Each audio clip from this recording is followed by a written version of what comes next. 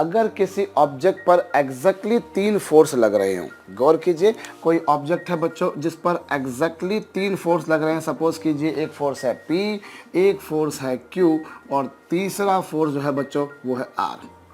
भाई पहली कंडीशन मैं आपको बता रहा हूँ, किसी ऑब्जेक्ट पर 3 कोप्लेनर फोर्सेस लग रहे हैं। ध्यान दीजिए, 3 फोर्सेस तो लग ही रहे हैं, बट वो तीनों फोर्सेस कैसे होना चाहिए बच्चों? दोज 3 शुड बी कोप्लेनर, समतलीय। वो तीनों के तीनों फोर्सेस एक ही प्लेन में लगे। ऐसा नहीं कि ये एक फोर्स लग रहा है इस प्लेन में, ये एक फोर्स लग रहा है इस प्लेन में, लेकिन तीसरा फोर्स बाहर की तरफ लग रहा है या अंदर की तरफ जा रहा है, नहीं।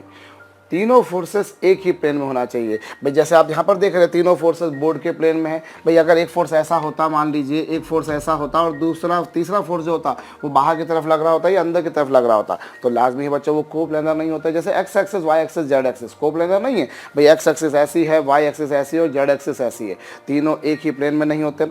तो अभी अगर किसी बॉडी पर बच्चों 3 कोप्लेनर फोर्सेस लग रहे हैं और सेकेंडली वो तीनों फोर्सेस के कारण वो जो बॉडी है बच्चों वो काहे में है? इक्विलिब्रियम में। If an object is in equilibrium under the action of 3 coplanar forces, then Lami's theorem is applicable। जो भी कुछ है अभी क्या है Lami's theorem वो हम पढ़ेंगे, लेकिन ये दोनों बातें होना जरूरी बच्चों कि तीनों समतलीय सदिश हो और दूसरी बात बॉडी उनके कारण इक्विलिब्रियम में हो। इक्विलिब्रियम का मतलब क्या होता है बच्चों? इक्विलिब्रियम का मतलब होता है नेट फोर्स जो है बच्चों that should be equal to 0। अगर नेट फोर्स 0 होता then an object is said to be in equilibrium. अब देखिए ये थ्योरम क्या बोलती है बच्चों? अगर P के अपोजिट एंगल सपोज कर लीजिए अल्फा है, Q के अपोजिट एंगल जो है बच्चों वो बीटा है और R के अपोजिट जो एंगल है बच्चों वो गामा है। सपोज कर लीजिए कि P के अपोजिट वाला जो एंगल है वो अल्फा है, Q के अपोजिट वाला बीटा है, R के अपोजिट वाला गामा है। तो उस केस में बच्चों P अपॉन साइन अल्फा, अब P upon sine alpha equals to होगा बच्चों Q अपॉन साइन बीटा और इज इक्वल्स टू होगा बच्चों R अपॉन साइन गामा। भाई देखिए इस केस में P upon sine alpha equals to Q upon sine beta equals to R upon sine gamma रहेगा। जब जब जब ये दोनों बातें लग रही हो तब ये बकायदा मैथमेटिकली प्रूव किया जा सकता है बच्चों। प्रॉपर्टीज ऑफ ट्रायंगल ट्रिग्नोमेट्री का एक पार्ट होता है त्रिकोणमिति ट्रिग्नोमेट्री, जिसको आप जानते हैं बच्चों, जिसपे प्रॉपर्टीज ऑफ ट्रायंगल पर्टिकुलरली होता है। उसकी मदद से हम लोग इसको आसानी से प्रूव कर सकते हैं। बट अभी के लिए सिर्फ इतना आप याद रख लीजिए कि हाँ साहब ऐसा कुछ कुछ होता है। तो ये बच्चों अगर ऐसी सिचुएशन मिलेगी आपको तब जाके ऑब्जेक्ट जो है वो इक्विलिब्रियम में रहेगा। अगर ऐसा है तो ये रहेगा और ऐसा है तो ये रहेगा। हम इस पर एक क्वेश्चन करते हैं जिससे आपको पिक्चर बहुत अच्छे से क्लियर हो जाएगी। ये देखिए साहब, हम यहाँ पर सपोज कीजिए कि हमने यहाँ पर कोई रूफ है, कोई छत है मान लीजिए बच्चों। इस छत से मैंने 2 धागे बांधे हुए हैं। इस छत से बच्चों मैंने 2 धागे बांधे हुए हैं। मैं ये लेता हूँ साहब, देखिए मैं डायग्राम को थोड़ा सा बड़ा करके बनाता हूँ, ये लीजिएगा। भाई आपके पास में एक ऐसा है, एक ऐसा है और यहाँ पर बच्चों हमने एक मास लटका दिया। सपोज कीजिए वो जो मास है बच्चों दैट इज़ ऑफ 5 kg। अब 5 किलोग्राम का मैंने एक मास लिया। अब taken a mass of 5 kg और ये बच्चों कोई रूफ है, जो कोई छत है जिससे मैंने इसको बांध रखा जैसा कि आप देख रहे हैं। और ये गिवन है कि ये जो मास है बच्चों वो रेस्ट में, इट इज़ एन रेस्ट, वो विरामावस्था में है। आपको पूछा है बच्चों इन दोनों धागों में, ये जो दोनों स्ट्रिंग आपको जो दिखाई दे रही है, you need to calculate tension in both of these 2 strings. आपको इन दोनों धागों में क्या बताना है बच्चों? टेंशन बताना है, अर्थात कि तनाव बताना है। तो कैसे करेंगे मैं बताता हूं। पहले उससे पहले हमारे लिए एक टेंशन पैदा हो गई है कि ये टेंशन क्या होता है। ऐसा तो एक टेंशन हमारे को रहता ही है बहुत सारा पढ़ाई करने का, लेकिन यहाँ टेंशन से मतलब क्या बच्चों? देखिए किसी भी धागे में लगने वाला जो फोर्स होता है बच्चों, किसी भी धागे में लगने वाला जो फोर्स होता है उससे हम बोला करते हैं टेंशन। पर्टिकुलरली स्ट्रिंग में लगने वाले फोर्स को टेंशन कहा जाता है। और ये टेंशन जो होता है बच्चों, इसके बारे में एक बात देख लीजिए कि it is always away from the body. जैसे ये मान लीजिए कोई बॉडी है, इससे कोई स्ट्रिंग ऐसे बंधी हुई है तो डायरेक्शन ऑफ टेंशन ऐसी होगी, इससे अवे होगी। Direction of tension is always away. जैसे ये मान लीजिए ऐसा था, अभी इससे धागा बांध दिया तो डायरेक्शन ऑफ टेंशन इससे अवे होगी। फिर direction of tension is always away from the body. ये लीजिए, आपने ये बॉडी ली है तो डायरेक्शन ऑफ टेंशन क्या होगी बच्चों? इससे अवे होगी। डायरेक्शन ऑफ टेंशन, भैया ये एक मास है, अभी डायरेक्शन ऑफ टेंशन क्या होगी? इससे अवे होगी। टेंशन की डायरेक्शन हमेशा हमेशा हमेशा मास से अवे ही होती है। हमेशा मास से अवे होती है। जैसे ये बॉडी है बच्चों, तो टेंशन की डायरेक्शन इससे अवे हो गई, ये टेंशन की डायरेक्शन इससे अवे हो गई। जब भी जहां भी कहीं धागा बांधा होगा आपको टेंशन की डायरेक्शन उससे हमेशा अवे रखनी है, उससे दूर रखनी है। जैसे यहाँ पर देखिए ये उससे अवे है, ये उससे अवे है, ये उससे अवे है, ये उससे अवे। और जैसे फोर्स को हम जनरली टी से रिप्रेजेंट करते हैं बच्चों, वैसे ही टेंशन को हम टी से रिप्रेजेंट करते हैं। Tension is nothing but the force acting in a string. किसी भी धागे में लगने वाले बल को तनाव कहा जाता है। तो ये लीजिए साहब, ये लीजिए, ये लीजिए, ये सब टेंशन है। और डायरेक्शन ऑफ टेंशन जैसे मैंने कहा आपसे हमेशा मास से अवे होती है। तो जैसे आप ये देखिए दो धागे हैं बच्चों, तो मैं एक काम करता हूँ, इस वाली स्ट्रिंग में मैं सपोज कर लेता हूँ टेंशन T1 और इस वाली स्ट्रिंग में मैं टेंशन सपोज कर लेता हूँ T2। मैंने इन दोनों स्ट्रिंग में टेंशन निकालना है ना, तो मैंने T1 T2 सपोज कर लिया। अच्छा, क्वेश्चन मैंने आपको जो दिया बच्चों वो अधूरा दिया, वो इनकम्प्लीट है। एक्चुअली में अगर देखा जाए तो यहाँ पर ये एंगल मैं ले लेता हूँ, मुझे क्वेश्चन में गिवन होना चाहिए। एक्चुअली अगर ये एंगल गिवन नहीं होंगे तो मेरा काम हो ही नहीं सकता। लेट मी सपोज कि ये एंगल आपको 30 डिग्री दे रखा है और ये जो एंगल दे रखा है बच्चों दिस इज ऑफ 45 डिग्री। ये कितना दे रखा है आपको? हम एक काम करते हैं, इसको थोड़ा सा सरल बना लेते हैं। आप एक काम कीजिए, ये एंगल 30 डिग्री और ये एंगल जो दे रखा है बच्चों ये आपको 60 डिग्री दे रखा है। एक एंगल 30 का और दूसरा एंगल 60 का है। और आपको क्या करना है बच्चों, जैसा मैंने कहा कि दोनों स्ट्रिंग में टेंशन जानने हैं, तो आपने क्या कर लिया बच्चों, टेंशन को सपोज कर लिया T1 और T2 कर लिया। मैं अब इसको, मुझे डायग्राम को मिटाना पड़ेगा। मैं आपको बता रहा हूँ बच्चों, P के अपोजिट वाला जो है वो अल्फा है, Q के अपोजिट वाला बीटा है और R के अपोजिट वाला जो है बच्चों एंगल गामा है। अभी देखिए टेंशन की डायरेक्शन मैंने आपको बता दिया हमेशा मास से अवे होती है। जैसे अब इस केस में देखिए बच्चों, यहाँ पर अगर देखूँ मैं तो ये मास काहे में, रेस्ट में है। मास रेस्ट में आपको गिवन है कि मास रेस्ट में, मैंने बोला था क्वेश्चन के टाइम पर आपको, अगर मास रेस्ट में है मतलब इसका तात्पर्य क्या है, मास रेस्ट में है इसका मतलब वो इक्विलिब्रियम में है। भाई अगर किसी बॉडी पर नेट फोर्स 0 है तो वो इक्विलिब्रियम में है, और अगर बॉडी रेस्ट में है मतलब वो इक्विलिब्रियम में ही है, वो मूव नहीं कर रही है। If it is at rest it is not moving, and if it is not moving it concludes कि साहब वो रेस्ट में है, मतलब वो इक्विलिब्रियम है कुल मिलाकर। तो देखिए अब जैसे मैं इस नॉट के बारे में अगर बात करूं बच्चों, तो इस नॉट पे कौन कौन से फोर्स लग रहे हैं, गौर कीजिए। इस नॉट पर कौन कौन से फोर्सेस लग रहे हैं मैं उनको बताता हूं। ये लीजिए साहब, उस पर एक फोर्स लग रहा है 5 किलोग्राम जो आपने नीचे लगा रखा है, तो उसका फोर्स कितना होगा बच्चों, 5G। भाई आपको पता है ना, m मास की कोई भी बॉडी हो उसको ग्रेविटी अपनी तरफ खींचती है, कितने फोर्स से खींचती है, m×g, जिससे आप ऑब्जेक्ट का वेट भी कहा करते हैं, उसका भार भी कहा करते हैं। भाई m मास की बॉडी को ग्रेविटी अपनी तरफ खींचेगी, जिसका फोर्स जो होगा बच्चों that would be equals to mg। तो यहाँ पर अगर देखा जाए तो इस 5 किलोग्राम पर फोर्स लग रहा है बच्चों नीचे कितना, 5G, और एक फोर्स इधर कितना लग रहा है बच्चों इस पर, T1, और एक फोर्स कितना लग रहा है बच्चों इस पर, T2। एक फोर्स लग रहा है T1, एक फोर्स लग रहा है T2। ये पिक्चर आपको मेरे ख्याल से क्लियर हो गई होगी। अब बच्चों मुझे पूछा है यहाँ पर दोनों स्ट्रिंग में टेंशन। अभी पहले आपको ये एंगल जानना जरूरी है। You need to determine these angles necessarily. दोनों एंगल्स आपको ज्ञात होना जरूरी है बच्चों। अब यहाँ पर देखिए हम कैसे काम करें। भाई ये एंगल कितना है, 30 का है, ये एंगल कितना है, 60 का है। और आपको पता है बच्चों ट्राइंगल के तीनों एंगल्स का सम 180 डिग्री होता है। कोई भी ट्रायंगल लीजिए बच्चों, उसके तीनों भीतरी कोणों का योग 180 डिग्री होता है। Sum of all the internal angles of a triangle is necessarily 0। ये 30 है, ये 60 है, तो बाकी का जो है बच्चों वो बचा है 90 बचेगा। अब देखिए तीनों का सम 180 हो गया एग्जैक्ट, ये हो गया बच्चों। अब उसके बाद में बारी आती, चलिए ये एंगल हो गया आपके पास में 90 degree, this is the angle which is of 90 degree. अब बच्चों यदि मैं बात करता हूं यदि ये वाले एंगल की, तो देखिए इस टेंशन को आपने T1 सपोज किया। अभी आप देखिए ये 30 डिग्री का एंगल है, तो ये एंगल जो होगा बच्चों ये भी कितने डिग्री का होगा, 30 डिग्री का। If this angle is of 30 degree then this angle is also of 30 degree होगा।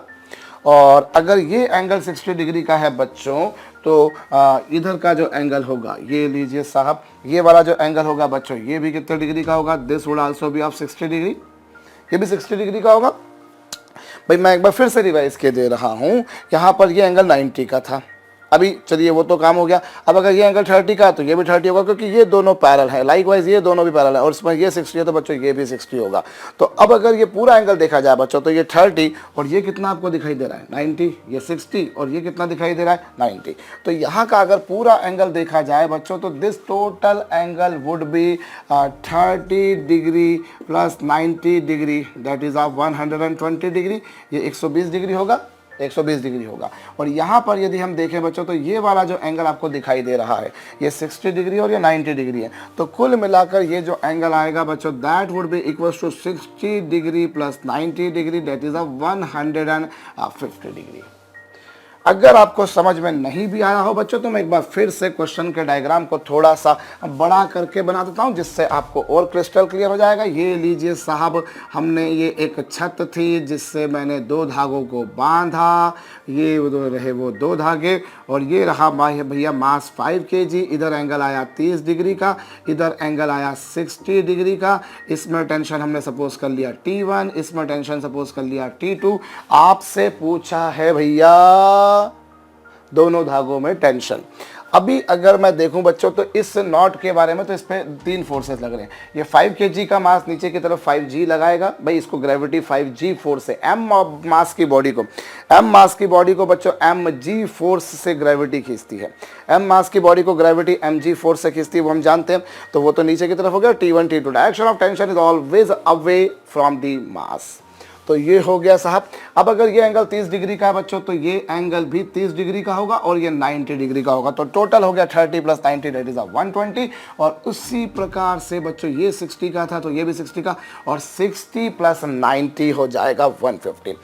And now as you can see these 3 forces are coplanar. These 3 forces are coplanar. As these forces, under the action of these 3 forces, body is in equilibrium. So I can make a conclusion that Lami's theorem would be applicable. We state that P over sine alpha is equals to Q upon sine beta is equals to R over sine gamma.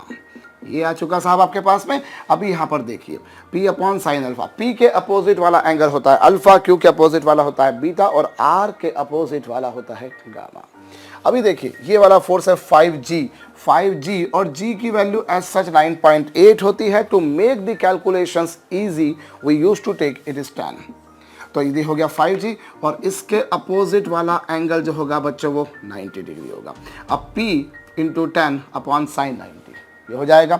और Q के opposite, अभी Q देखें बच्चों, देखिए ये P कितना है 5 into 10 और उसके अपोजिट एंगल कितना बच्चों 90 डिग्री। और Q के बारे में अगर मैं बात करता हूँ तो Q कितना है बच्चों T1 है। Q जो है बच्चों वो T1 है और T1 के अपोजिट जो एंगल है बच्चों दैट इज 150 डिग्री। ये 150 डिग्री, इस T1 के अपोजिट एंगल है 150 डिग्री और इस T2 के अपोजिट बच्चों एंगल जो है वो है साइन 120 डिग्री।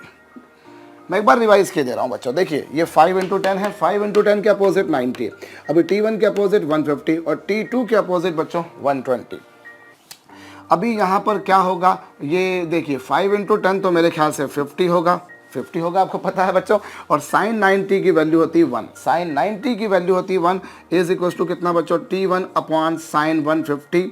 अब यहाँ पर बच्चों क्या होगा मैं आपको बताता हूँ। एक्चुअली साइन 150 डिग्री की वैल्यू हो सकता है आपको नहीं पता हो। मैं यहाँ पर एक थ्योरम बता रहा हूँ आपको बच्चों, या एक फार्मूला, थ्योरम नहीं कहूँगा मैं। Sine 90 degree plus theta, sine 90 degree plus theta की वैल्यू होती है बच्चों कॉस थीटा। आपको ये तो पता है कि साइन 90 माइनस थीटा की वैल्यू होती है cos theta. Sine 90 minus theta की वैल्यू होती है बच्चों कॉस थीटा होती है। साइन 90 माइनस थीटा की वैल्यू होती है बच्चों कॉस थीटा। वैसे ही साइन 90 प्लस थीटा की वैल्यू, साइन 90 प्लस थीटा की वैल्यू होगी बच्चों कॉस थीटा।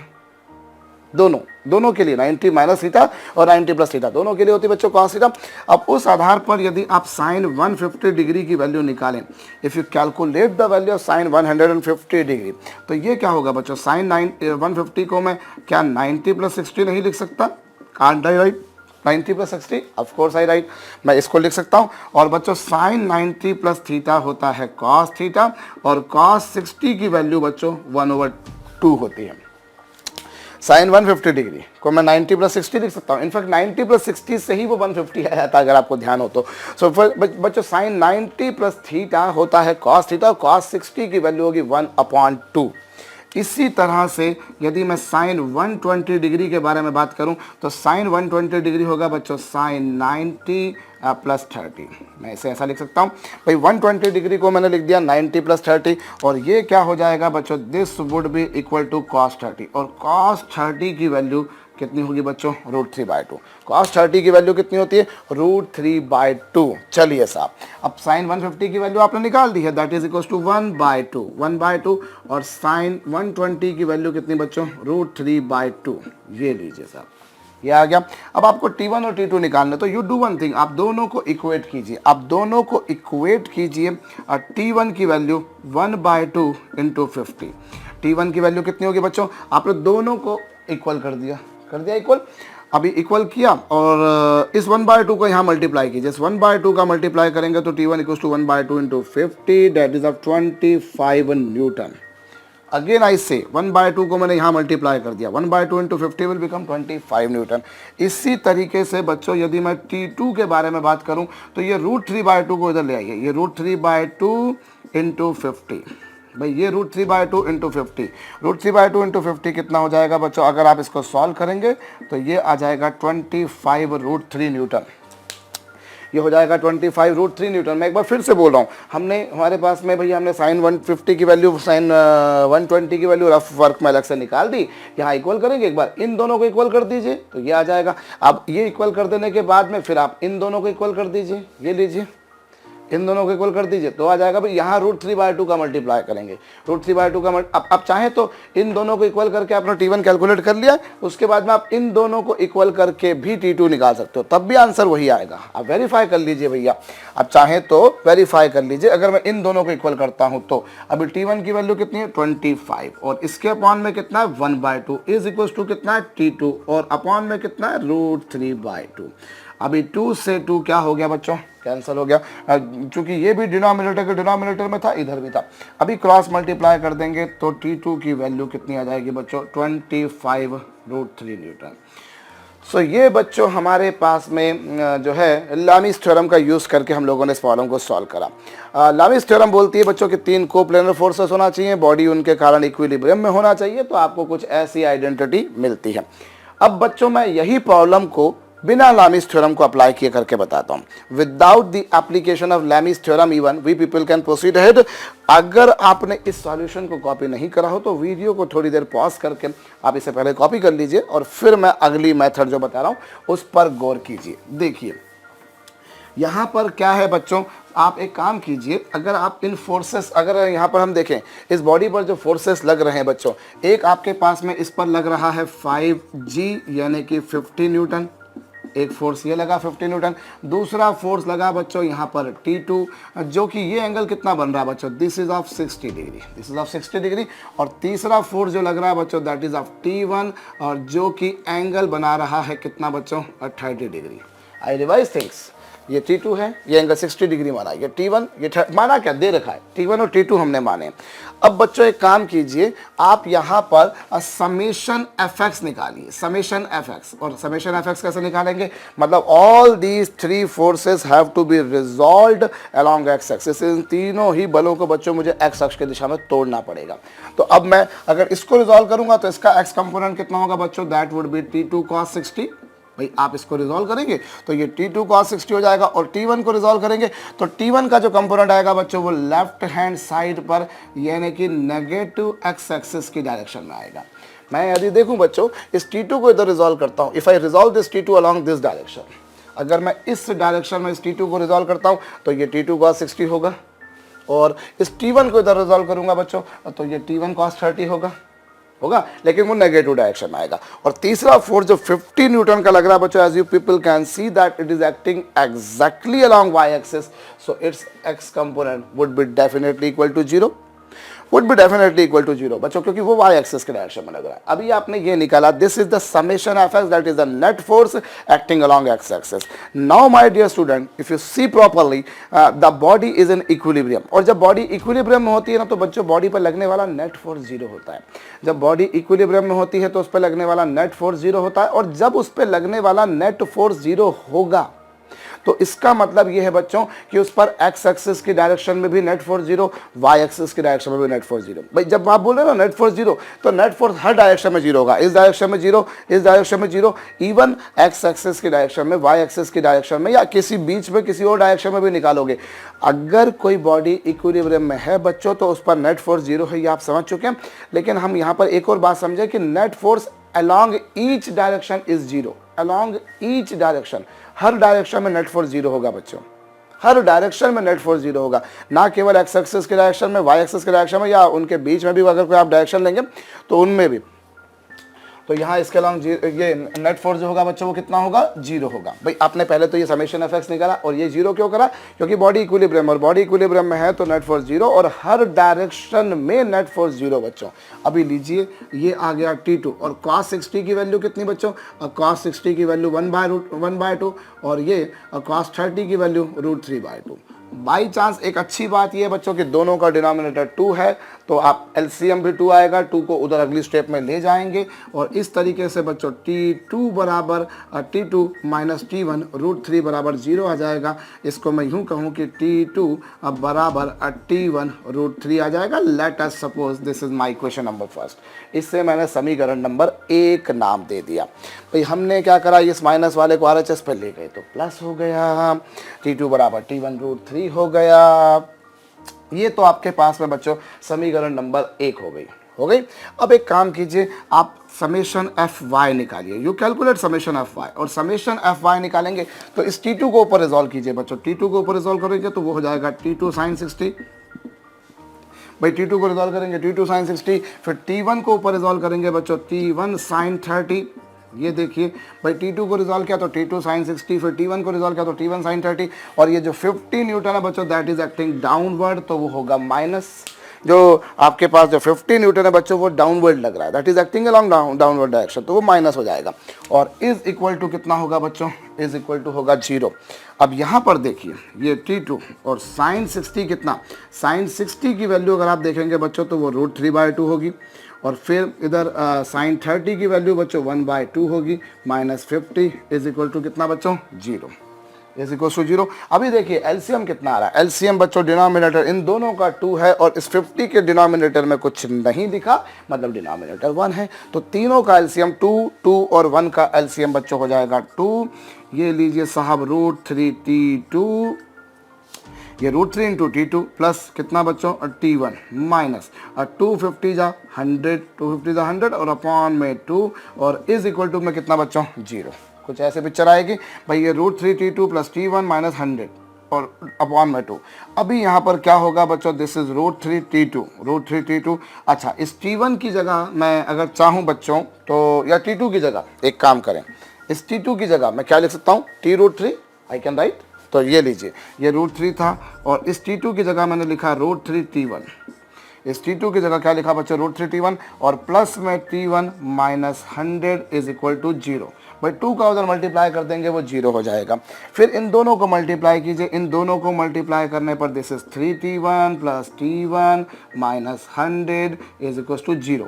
अभी 3T1 प्लस T1 कितना होगा बच्चों, 3T1 प्लस T1 होगा और 4T1, ये कितना हो जाएगा, this is 4T1 minus 100 is equal to कितना बच्चों 0। भाई ये 3T1 प्लस T1 हो जाएगा 4T1 माइनस 100 इक्वल टू 0। और इस तरीके से बच्चों I would say that 4T1 is equal to 100, 4T1 equal to 100, so I can say T1 is equal to 25 newton. So this is the value of T1। ये आपके पास में T1 का मान आया है। अभी आपने T1 का मान निकाल दिया, अभी आप T2 का मान निकालिए बच्चों। अभी T2 की वैल्यू कितनी है, that is equal to T1 √3। अगर मैं T2 की वैल्यू निकालूं तो वो T1 √3 है, और T1 √3 मतलब कितना बच्चों, 25 √3 न्यूटन। तो ये आपके पास में T2 आ गया। देखिए T1 की वैल्यू निकाली वो कितनी आ गई 25, और T2 की वैल्यू निकाली बच्चों वो 25 √3। इस तरीके से तो ये रिजॉल्व करके भी काम किया जा सकता है और लामीज थ्योरम को लगाकर भी काम किया जा सकता है। It is up to you how you people want to proceed ahead. तो बच्चों इस तरह से हम कर सकते हैं। हम एक और क्वेश्चन प्रैक्टिस के तौर पे कर लेते हैं जिससे हमारा पिक्चर थोड़ा सा और क्लियर हो जाएगा। देखिए हम एक काम करते हैं बच्चों, यहाँ पर मैं फिर से आपको एक सिस्टम देता हूँ। ये लीजिए साहब, हमारे को एक सिस्टम दे रखा है कुछ कुछ कुछ कुछ कुछ ऐसा। यहाँ पर एक धागा ऐसा है, एक धागा ऐसा है, ये लीजिए साहब। और ये धागा जो दे रखा है बच्चों, ये वाली जो स्ट्रिंग दे रखी है आपको, this one is horizontal, complete horizontal, and this string is subtending angle 45 degree with the X axis, and this is a mass of 10 kg। We have a mass of 10 kg। आपको पूछा है बच्चों दोनों धागों में टेंशन, दोनों strings में tension calculate करना है बच्चों। तो अब तो मैं ये बोलूँगा बच्चों आपसे कि एक प्रॉब्लम मैं करा चुका हूँ, दूसरी प्रॉब्लम के लिए आपको थोड़ी देर वीडियो को विराम दे देना चाहिए और खुद से करना चाहिए। चलिए साहब, जब करेंगे तो कैसे करेंगे, हम एक काम करें, हमने इस वाली स्ट्रिंग में टेंशन सपोज कर लिया T1, इस वाली स्ट्रिंग में टेंशन सपोज कर लिया T2। लेट मी सपोज कि इधर टेंशन T1 है, इधर टेंशन T2 है, ये हमने मान लिया। और अब हम क्या करते हैं बच्चों, चलिए हमने ये सपोज कर लेने के बाद में अब जगह चाहिए तो इसे मिटा देते हैं। भाई आप तो कॉपी में जगह लेकर बैठे, मैं नहीं लेके बैठा, मेरे पास तो इतनी ही जगह है, इसी में मुझे करना है काम। तो करें शुरू भैया, लेके प्रभु का नाम। क्या होगा यहाँ पर, हम यहाँ पर देखें बच्चों तो बॉडी जो ये जो नॉट है, यहाँ पर जो गठान बंदी है, अगर मैं देखूँ तो इस पर कौन कौन से फोर्स लग रहे हैं। यू सी हियर, यहाँ पर इस पर 3 फोर्सेस लग रहे हैं बच्चों। एक फोर्स लग रहा है 10G। भाई बॉडी m मास की ग्रेविटी के कारण नीचे की तरफ खिंची चली आएगी फोर्स mg से। और दूसरा फोर्स बच्चों यहाँ पर है T1, ये लीजिए, और ये रहा बच्चों T2, ये रहा T2, ये रहा बच्चों। अभी आप देखें तो ये एंगल कितने डिग्री का है, this angle is necessarily of 90 degree, 90 degree, because this is horizontal, this is vertical. So angle बच्चों दोनों के बीच में 90 होगा। अभी अगर मैं यहाँ पर 90 बोलूँ बच्चों तो देखिए इधर कितना एंगल होगा, ये जो एंगल होगा बच्चों दिस इज ऑफ 45 डिग्री, ये 45 डिग्री का है। क्यों 45 का है भाई, ये अगर 45 का तो ये भी 45 का होगा और ये 90 का होगा। तो कुल मिलाकर अगर ये वाला एंगल देखा जाए बच्चों तो you will see this is a 45 degree plus 90 degree, और 45 प्लस 90 कितना होता है बच्चों, 135 डिग्री, 135 डिग्री हो गया भैया। अगर ये एंगल 45 का था तो ये भी एंगल 45 का और ये 90 का, ये हो गया। और बची बात बच्चों इसकी, तो ये वाला एंगल कितना होगा, ये वाले एंगल के बारे में बात करी जाए, अगर मैं इस वर्टिकल लाइन को एक्सटेंड करता हूँ, if I extend this bit more than you will find ये 45 है और ये भी कितना बच्चों 45। अगर ये 45 है तो ये भी 45 होगा, अगर ये 45 है तो ये भी 45 होगा। और ये कितना एंगल है बच्चों, दिस इज ऑफ 90 डिग्री, ये 45 डिग्री या 90 डिग्री, तो ये कितना आएगा, ये भी 45 का आएगा, बिकॉज ट्राइंगल के तीनों इंटरनल एंगल्स का सम 180 डिग्री होता है। अब ये 45 है, ये 90 है, तो बाकी बचा 45। अब ये 45 और ये 90, भाई ये 45 है और ये 90, भाई ये हॉरिजॉन्टल लाइन, ये वर्टिकल लाइन, तो हॉरिजॉन्टल वर्टिकल के बीच में एंगल कितना होता है बच्चों 90 होता है। तो ये वाला जो एंगल होगा ये कितना होगा बच्चों, दिस इज 45 प्लस 90, और यहाँ जोड़ेंगे बच्चों then again you will find 135। अच्छा, ये जो तीनों एंगल आपने निकाले हैं बच्चों, आप इनको वेरीफाई भी कर सकते हैं कि सही है कि नहीं है। अगर आप देखें तो इन तीनों के एंगल्स का सम शुड बी 360 डिग्री, भाई पूरे सर्कल का एंगल 360 डिग्री होता है। तो ये देखिए उससे ये 360 आना चाहिए। या फिर आप ऐसा भी कर सकते हैं कि आप ये वाला एंगल निकाल चुके थे 90, ये वाला एंगल निकाल चुके थे 135, तो बाकी का एंगल क्या होगा 360 डिग्री में से 360 डिग्री में से आप इन दोनों एंगल को माइनस कर दीजिए, बचा हुआ ये एंगल आ जाएगा। That you can do. भाई आपके पास में टोटल एंगल 360 का था, उसमें से ये 90 है, ये वाला एंगल आपके पास में 135 है, बाकी आप माइनस कर दीजिए, बस आपका काम हो जाएगा। तो ये लीजिए साहब।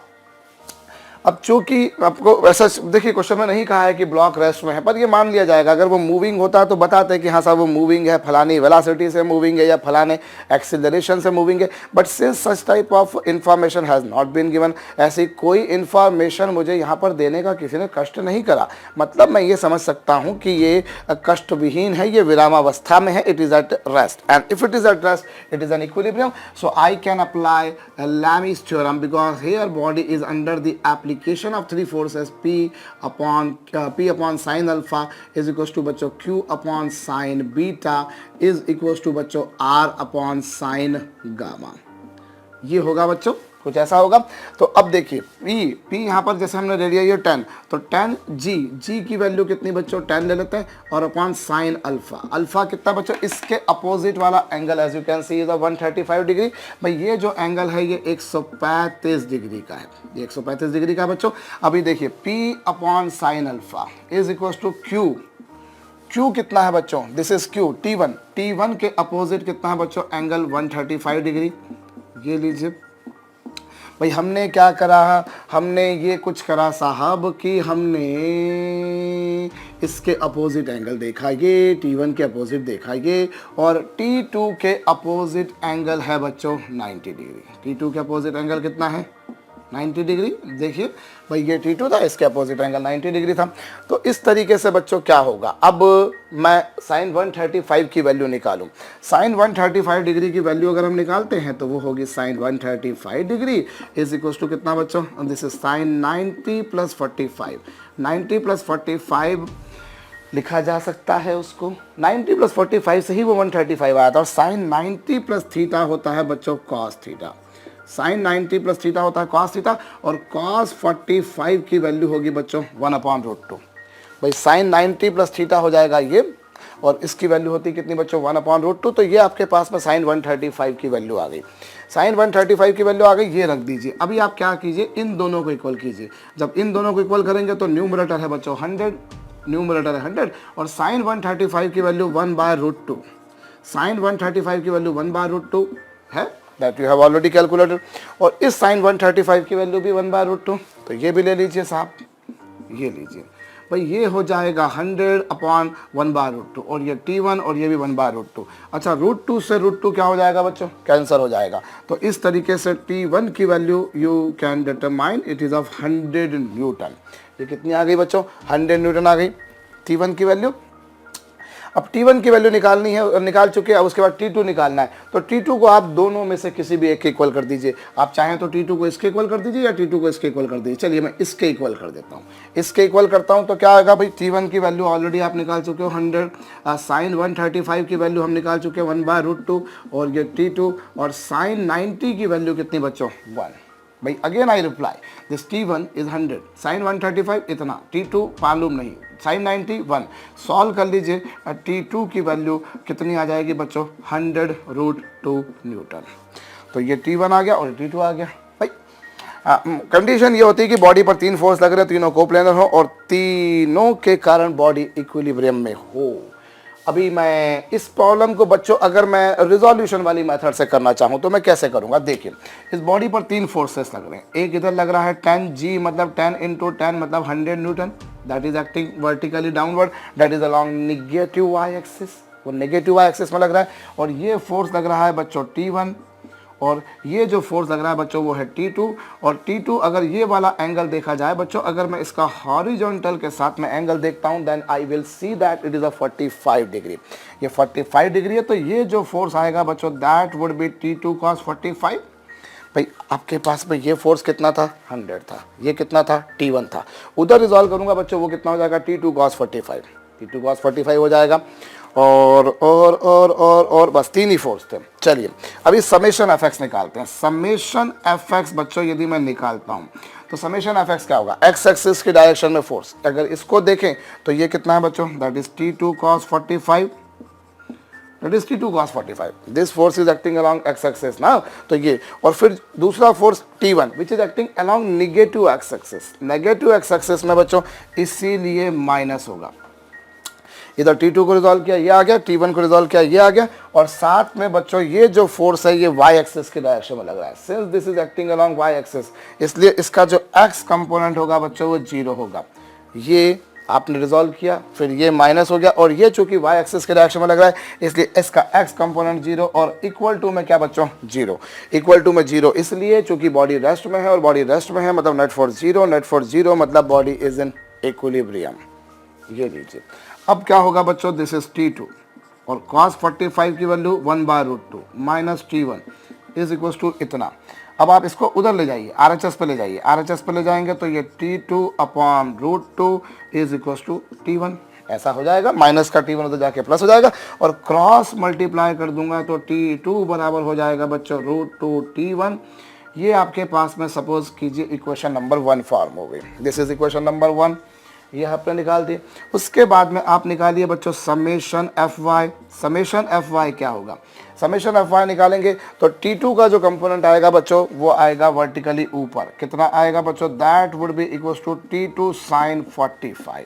T2 sin 45 ये लीजिए, T2 sin 45 है। और फिर ये T1 जो लग रहा है बच्चों that is acting along x axis. चूंकि वो एक्स एक्सिस के डायरेक्शन में लग रहा है इसलिए उसका y कंपोनेंट 0।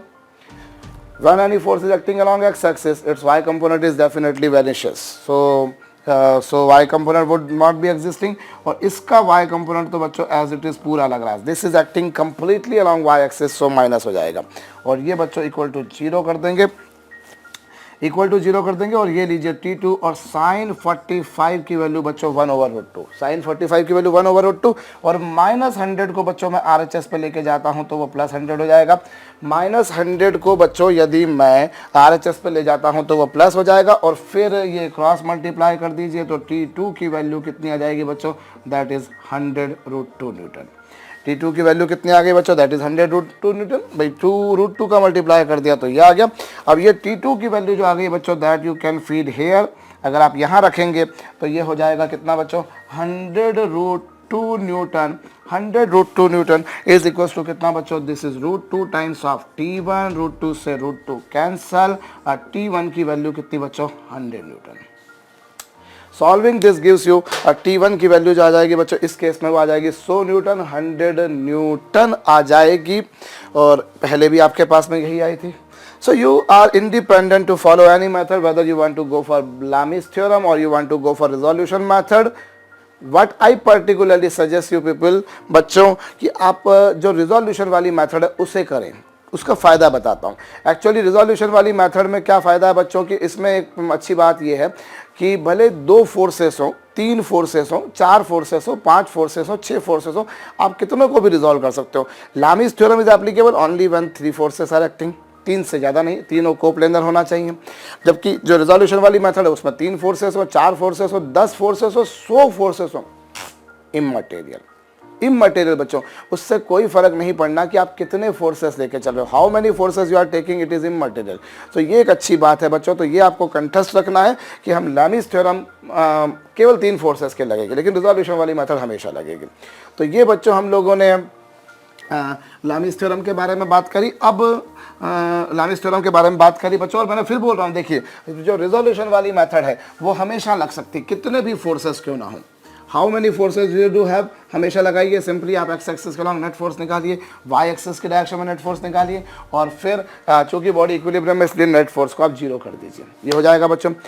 अब मैं आपको एक बात बताता हूँ, ये लामीज थ्योरम को थोड़ा सा हम और अच्छी तरीके से समझने की कोशिश करते हैं। इसका एक्चुअली उसने जो एक स्टेटमेंट दिया है लामीज ने, जो आपको बुक्स में मिल जाएगा, बहुत सारी आपको इंटरनेट पे भी मिल जाएगा, जो क्या कहता है बच्चों कि when a body is under the action of 3 forces, when a body is under the action of 3 forces, so that they can be represented by the directions, by the sides of a triangle. If a body is under the action of 3 forces, so that those forces can be represented by the sides of a triangle, then body would remain in equilibrium. उसने actually ये बात बोली है तकनीकी रूप से, लेकिन थोड़ा सा समझने में कठिनाई होती है, इसलिए मैंने आपको ये पहले नहीं कराया, अब मैं करा रहा हूँ। मैंने पहले न्यूमेरिकल करा दी, उल्टा चला हूँ मैं। भाई वो लैबी क्या बोलता है कि अगर किसी बॉडी पर 3 फोर्सेस लग रहे हैं जिसके कारण वो इक्विलिब्रियम में है, बशर्ते अगर मैं उन तीनों फोर्सेस को बच्चों एक ट्रायंगल की साइड से रिप्रेजेंट कर सकता हूँ, तो निश्चित रूप से वो बॉडी इक्विलिब्रियम में रहेगी। जैसा अभी यही क्वेश्चन आपने किया ये वाला, तो इसमें क्या देखा बच्चों आपने, इसमें आपने देखा कि यहाँ पर एक फोर्स कितना आया था, नीचे की तरफ 100 न्यूटन था आया था। इधर आपने जो फोर्स निकाला था बच्चों वो भी मेरे ख्याल से 100 आया था, मैं एक रफली बता रहा हूँ बच्चों, अभी आपकी कॉपी में लिखा हुआ, उनमें से एक 100 आया था, और एक जो आया था बच्चों वो आपके पास में कितना आया था, डेट वाज 100√2 न्यूटन, अगर मैं सही हूँ तो ऐसा ही कुछ आया था मेरे ख्याल से। अभी हमने जब आंसर निकाले तो वो ये आए थे। अब बच्चों क्या मैं ये जो वैल्यूज आई हैं, क्या मैं इनको एक ट्राइंगल की साइड से रिप्रेजेंट कर सकता हूँ? तो लेट अस सी, मैं एक ट्राइंगल बना सकता हूँ कि नहीं बना सकता हूँ भैया। यहाँ पर देखिए, यदि मैं अगर कुछ ऐसा कर दूँ, जो जरा गौर कीजिए, क्या इनसे एक ट्राइंगल बनाया जा सकता है, मैं वो चेक करना चाहता हूँ। ये लीजिए, मैं इनसे एक त्रिभुज बना सकता हूँ। भाई आपने एक फोर्स देखा था कितना, ये 100 न्यूटन का, दूसरा फोर्स देखा आपने 100 न्यूटन का, और तीसरा फोर्स आपने देखा ऐसा। अभी आप देखिए क्या इनसे एक ट्रायंगल बनाया जा सकता है? गौर करते हैं हम लोग। भाई ये फोर्स कितना, 100 न्यूटन, मतलब ये देखिए, ये वर्टिकल था, ये वर्टिकल था, तो ये वर्टिकल बना दिया मैंने, और फिर ये हॉरिजॉन्टल था, ये हॉरिजॉन्टल बना दिया मैंने, और ये 45 डिग्री के एंगल पर था। क्या आप मुझे बताइए, इनको मिलाकर ये एक ट्रायंगल बन सकता है? सोचने वाली बात है बच्चों कि क्या इस स्थिति में ट्रायंगल बन सकता है। भाई आपको जैसा फोर्स था ना, वैसा के वैसे ही साइड लेनी है। उतनी ही वैल्यू की। ये 100 का था तो 100 लेंगे, और वर्टिकल था तो वर्टिकल लेंगे। ये 100 था तो 100 लेंगे, हॉरिजॉन्टल था तो हॉरिजॉन्टल लेंगे, और ये ऐसा था तो ऐसा लेंगे। अब देखिए क्या इनसे ट्रायंगल बन सकता है। भाई ये 100 की जगह मैंने ये वाला बना दिया। भाई ये 100 की जगह मैंने, जैसे ये P था तो ये मैंने P बना दिया। देखिए फिर सपोज कीजिए ये Q था या ये T1 था, तो मैंने ये इसको Q लिख देता हूँ, चलिए 1 मिनट के लिए। तो ये Q था तो ये Q हो गया, और ये R था तो ये R हो गया। अब विचार करने वाली बात है कि क्या इनसे एक त्रिभुज, ये एक त्रिभुज बना है? बिल्कुल बना है। क्यों बना है? क्योंकि आप देखिए ये आपको दिख रहा है दोनों साइड इक्वल है, मतलब आइसोसेलेस है, आइसोसेलेस है। और तीसरी बात बच्चों, अगर आइसोसेलेस और साथ में दूसरी बात, ये राइट एंगल भी है। भाई ये राइट एंगल है, देखिए राइट एंगल है, और राइट एंगल ट्रायंगल में अगर आप इस ट्रायंगल का हाइपोटेनियस निकालेंगे तो इसका हाइपोटेनियस क्या आएगा? अगर मैं इस राइट एंगल ट्रायंगल का हाइपोटेनस निकालता हूं तो under the root of this square plus this square, मतलब यही आएगा। वेरीफाई करके देखिए। So I can say that these three forces which are acting on the body, these three forces which are acting on the body can be represented by the sides of a triangle, by the sides of a triangle. If three forces are acting on a body which can be represented by the sides of a triangle, then necessarily that body would be in equilibrium. Necessarily that body would be in equilibrium. जैसे ये, इससे पिछली वाली जो problem थी भैया, उसमें भी कर सकते हैं। अगर मैं सिंपल देखूं, बताऊं आपको बच्चों, जो अभी हमने ट्रायंगल बनाया था, जैसे ये देखिए, एक पे क्या था? P था, एक क्या था बच्चों? Q था, और एक क्या था बच्चों? R था। अभी यहाँ पर इसके अपोजिट एंगल कितना? अल्फा है, इसके अपोजिट एंगल कितना? बीटा, और इसके अपोजिट एंगल कितना बच्चों? गामा है। तो इन तीनों को लेकर क्या मैं ट्रायंगल बना सकता हूँ? लेट अस सी, इनको तीनों को लेकर मैं ट्रायंगल बना सकता हूँ कि नहीं? ये लीजिए, इन तीनों को मिलेकर मैं ट्रायंगल बना सकता हूँ। जैसे ये फोर्स P था तो ये हो गया P, फिर ये आपके पास में Q था तो ये हो गया Q, और फिर ये R था तो ये हो गया R। अगर हम ये जो तीन फोर्सेस, जितनी वैल्यू इसकी थी ना उतनी ही वैल्यू आपने इसकी ली, जितनी वैल्यू इसकी थी ना उतनी ही वैल्यू इसकी ली, वैल्यू भी सेम होना, डायरेक्शन भी सेम होना। भाई what is the magnitude of this? Is P, इसका भी मैग्नीट्यूड वही। What is the magnitude of this? Is Q, इसका भी वही। What is the magnitude of R? वही इसका, और पैरेलल भी होना। भाई इस P के पैरेलल ये वाला है, इस Q के पैरेलल ये वाला है, और इस R के पैरेलल ये वाला है। फिर से बोल रहा हूँ, देखिए यहाँ पर क्या हो रहा है बच्चों, अगर आप देखें तो ये PP पैरेलल है, ये दोनों PP क्या है बच्चों? मैं आपके सामने आ रहा हूँ, ये दोनों P पैरेलल है, ये Q दोनों पैरेलल है, और ये दोनों R भी पैरेलल है। तो इस स्थिति में क्या, अगर मैं इनको मिलाकर एक त्रिभुज बना पा रहा हूँ, इनको मिलाकर एक त्रिभुज बना पा रहा हूँ, तो मतलब फिर ये बच्चों काहे में होंगे? इक्विलिब्रियम में होगा।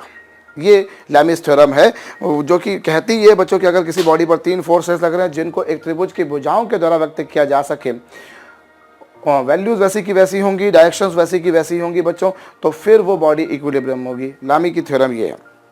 अब इतना लफड़े वाला काम भी नहीं मैं करता आपको, मैं आपको एक सिंपल सी बात बताता हूँ। देखिए ये भी मैंने लामिस थ्योरम का आपको जो एक्चुअल स्टेटमेंट है वो आपको बता दिया, लेकिन मैं इसको थोड़ी सी आसान भाषा में बताता हूँ क्या होगा।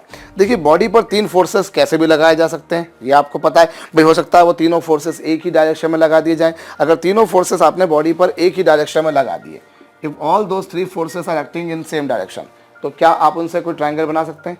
लाजमी है नहीं बना सकते। तो उस केस में बॉडी इक्विलिब्रियम में नहीं रहेगी। आप इसी से समझ लीजिए, उनको ट्रायंगल की साइड से आपको रिप्रेजेंट करना है। अगर वो ट्रायंगल की साइड से रिप्रेजेंट हो पा रहा है तो फिर वो इक्विलिब्रियम होगा। इस केस में नहीं हो पाएगा, इसलिए इक्विलिब्रियम में नहीं आ पाएगा।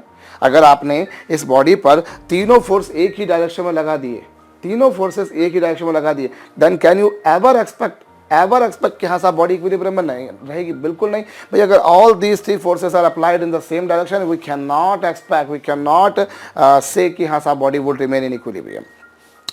तो ये देखिए, और एक और बात मैं बताता हूँ बच्चों, इसको देखिए, बड़ी सिंपल सी बात। अभी हम लोगों ने रिजोल्यूशन ऑफ वेक्टर्स पढ़ा, रिजोल्यूशन ऑफ वेक्टर्स के बाद में हम लोगों ने रिजल्टेंट ऑफ टू वेक्टर्स भी देखा बच्चों।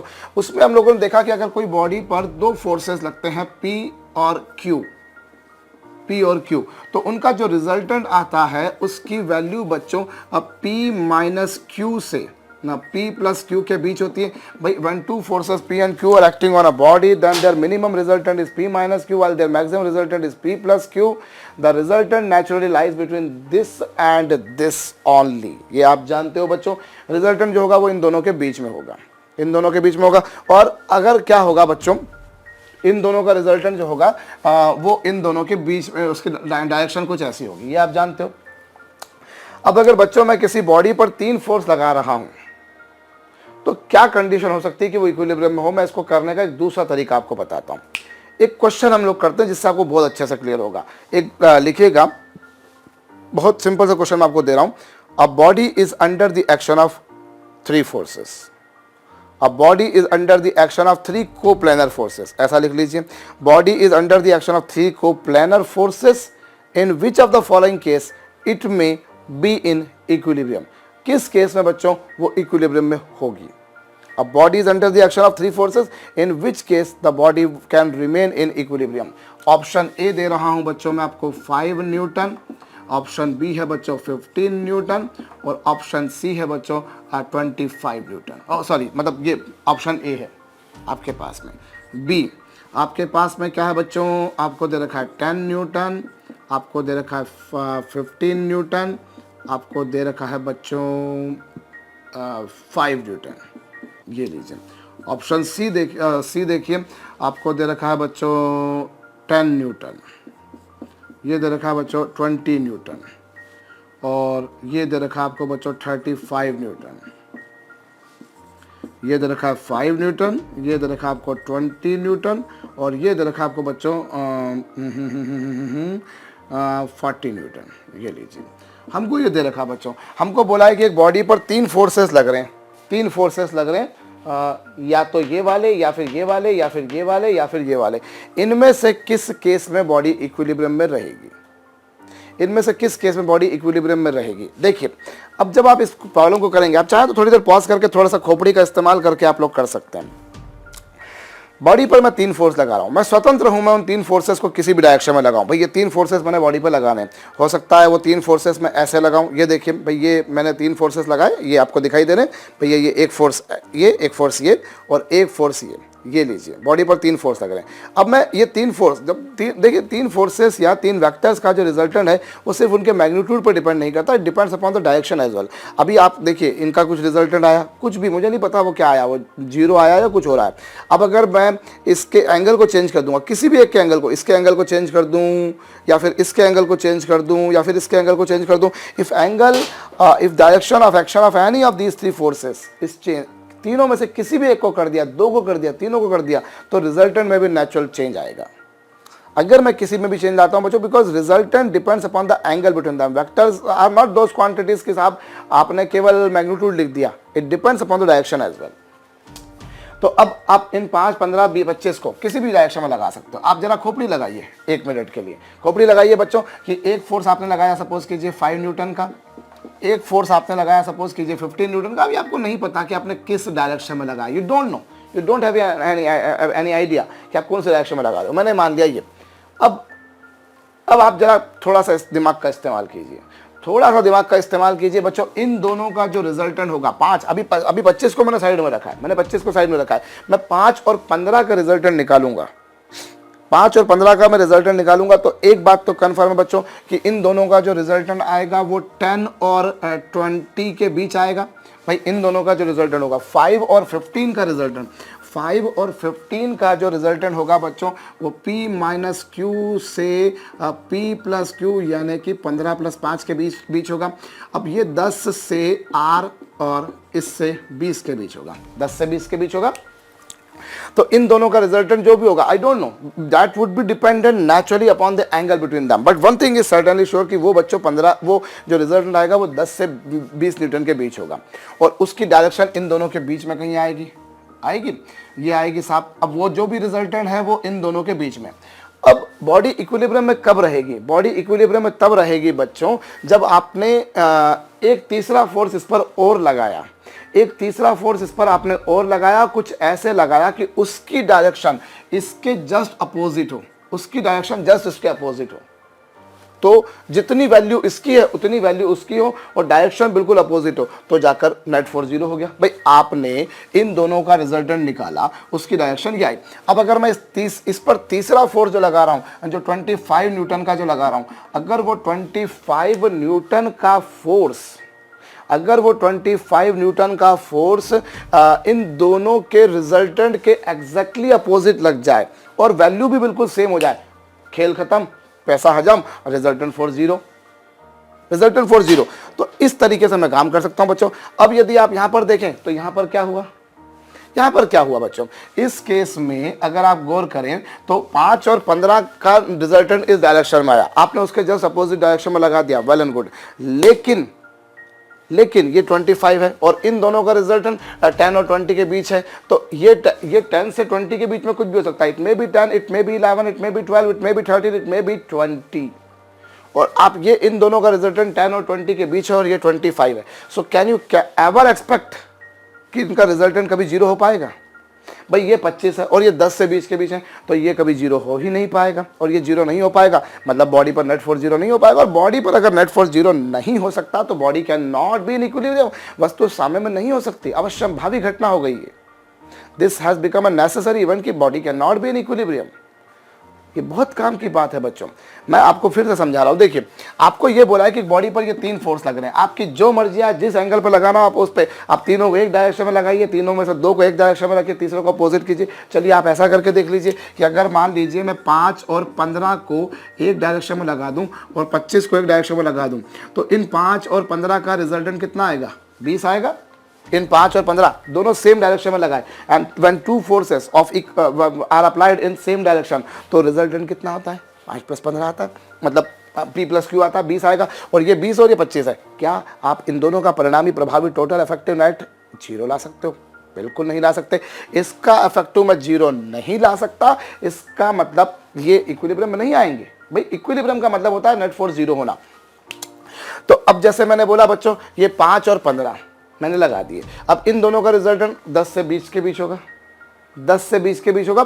अब भैया और होगा कुछ इस डायरेक्शन में, मुझे नहीं पता वो एग्जैक्टली क्या होगा। हाँ, एक बात आप जानते हो कि जो रिजल्टेंट होगा वो दोनों में से जो बड़ा फोर्स होगा उसके ज़्यादा क्लोज होगा, वो आप जानते हो। अब अगर मैं तीसरा फोर्स उस रिजल्टेंट के ठीक अपोजिट लगाऊं और वैल्यू भी उतनी कर दूं, तो जाकर नेट फोर्स जीरो हो जाएगा, बॉडी इक्विलिब्रियम में रहेगी। और अब बताइए क्या ये पॉसिबल है? इन दोनों का रिजल्टेंट 10 से 20 के बीच है, इस डायरेक्शन में है, उसके अपोजिट तो आप लगा दोगे, लेकिन क्या उतना ही लगा पा रहे हो? नहीं लगा पा रहे, क्योंकि ये 25 है और वो 10 से 20 के बीच है। So there summation, there addition can not be equal to zero. अब मैंने 5 और 15 लिया था, अभी मैं 5 15 लेने की बजाय चलिए उल्टा करता हूं, मैं कुछ और सोचता हूं कि चलिए मैं एक काम करता हूं, मैं 15 और 20 ले लेता हूं। एक फोर्स मैंने 15 लिया और एक फोर्स 20 लिया, ये लिया साहब, एक 15 और एक 20। अभी 15 और 20 का रिजल्टेंट क्या होगा साहब? 15 और 20 का जो रिजल्टेंट आएगा, 15 और 20 का जो रिजल्टेंट आएगा वो क्या आएगा बच्चों? ये आएगा नहीं 15 और 5 नहीं, 15 और 10। 20 तो है ही नहीं, यहाँ पे क्वेश्चन में ही नहीं है। 20 तो यहाँ पर 15 है, 10 है और 5 है, मैंने इन दोनों को लिया। अब इन दोनों का जो रिजल्टेंट होगा बच्चों, इन दोनों का जो रिजल्टेंट होगा, अरे अरे अरे क्या थे यार, मैं बी ऑप्शन को देख रहा था, सॉरी। इसमें क्या था बच्चों? 5 था, 15 था और 25 था। मैं अगर 15 और 25 के बारे में बात करूँ, 15 और 25 के बारे में बात करूं, तो इन दोनों का जो रिजल्टेंट होगा वो क्या होगा बच्चों? 25 माइनस 15 से किसके बीच होगा? 25 + 15 के बीच। भाई resultant of these two forces, resultant of these two forces जो होगा that would be in between 10 and 40। वो 10 और 40 के बीच होगा, वो 10 और 40 के बीच होगा। और रिजल्टेंट की डायरेक्शन ये आ गई, चलिए साहब रिजल्टेंट ये आ गया। अब तीसरा फोर्स जो भाई इन दोनों का रिजल्टेंट इन दोनों के बीच है, अब अगर तीसरा फोर्स मैं इसके एग्जैक्टली अपोजिट लगा दूं, कितना? तीसरा कौन सा था बच्चों? 5 न्यूटन का। तीसरा फोर्स मैं अगर एग्जैक्टली इसके अपोजिट लगा दूं और वैल्यू सेम हो जाए तो खेल खत्म हो जाएगा। पर क्या खेल खत्म कर पा रहे हो आप खेल नहीं खत्म कर पा रहे, क्योंकि ये तो फिक्स है 5 और इनका रिजल्टेंट 10 से 40 के बीच में कुछ भी है। अब 10 11 12 13 15 20 25 25 35 40, मैं इन दोनों का रिजल्टेंट कभी भी जीरो नहीं ला पाऊंगा, कभी भी जीरो नहीं ला पाऊंगा। तीसरी बात बच्चों, अगर मैं ऐसा ना करते हुए मैंने पहले 5 और 15 का रिजल्टेंट लेकर देख लिया, 15 और 25 का लेकर देख लिया, अब अगर मैं काम करूं 5 और 25 का लूं, चलिए 1 मिनट के लिए, अब 5 और 25 का लूं, ये देखिए 5 और ये 25। अब मैं जरा डायरेक्ट लिखूं बच्चों, इन दोनों का जो रिजल्टेंट आएगा, इन दोनों का जो रिजल्टेंट आएगा बच्चों वो P - Q से P + Q के बीच होगा, मतलब that would lie somewhere in between 20 and 30। भाई 25 में से 5 गए, 20 बचे, 25 + 5 30 हो गए। और इनका जो रिजल्ट, अब मैं अगर तीसरा फोर्स जो था कौन सा बचा था? तीसरा फोर्स 15 न्यूटन का। अब अगर मैं लाता हूं तो ये 15 न्यूटन है और ये 20 से 30 के बीच है, दोनों की डायरेक्शन अपोजिट कर दी, किंतु परंतु क्या आपने इनके मैग्नीट्यूड इक्वल कर पाए? नहीं कर पाए, तो नहीं होगा। आप तीनों में से किसी को भी ले लीजिए बच्चों, आप इन दोनों की पेयर ले लीजिए, इन दोनों की पेयर ले लीजिए, इन दोनों की पेयर ले लीजिए, आप देखिए कभी भी पॉसिबल नहीं हो पा रहा भाई। कुल मिलाकर जो समरी है मैं आपको बताऊं, देखिए बॉडी पर, अब body can be in equilibrium, अगर तीन फोर्सेस लग रहे हैं तो बॉडी इक्विलिब्रियम में कब होगी, जब कोई दो फोर्स का रिजल्टेंट तीसरे फोर्स के बराबर हो जाए और डायरेक्शन अपोजिट हो जाए, इतनी सी बात है। An object is under the action of three forces, और अगर वो इक्विलिब्रियम में है तो वो कब पॉसिबल है बच्चों कि अगर कोई दो फोर्सेस का रिजल्टेंट, अगर कोई दो फोर्सेस का रिजल्टेंट बच्चों तीसरे फोर्स के बराबर हो जाए और डायरेक्शन एग्जैक्टली अपोजिट हो जाए, तो बॉडी इक्विलिब्रियम में आ गई। बहुत अच्छा काम हो गया आपका, तो मजा आ गया आपको, तो तभी होगा ना भैया।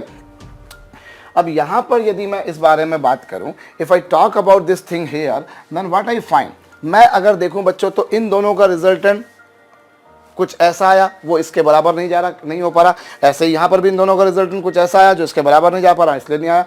तो कुल मिलाकर मैं अगर सिंपल सी बात बताऊं बच्चों, एक सिंपल समरी बताऊं, अगर इस तरह की प्रॉब्लम को मुझे डील करना है, मैंने आपको लॉजिकली फंडामेंटली पूरी बात बताई है, लेकिन अगर मैं इसको सिंपली बात बोलूँ बच्चों, तो जो तीन फोर्सेस दे रखे हैं, अगर उस तीनों में से कोई भी दो फोर्स ले लीजिए, कोई भी दो फोर्स ले लीजिए, अगर सपोज कीजिए पहला फोर्स P मान लिया, दूसरा फोर्स Q मान लिया, तीसरा R मान लिया, आपकी इच्छा, इसको P मान लो, इसको Q मान लो, इसको R मान लो, इसको R मान लो, इसको P, इसको Q मान लो, जो मर्जी आपकी आए वैसा मान लीजिए।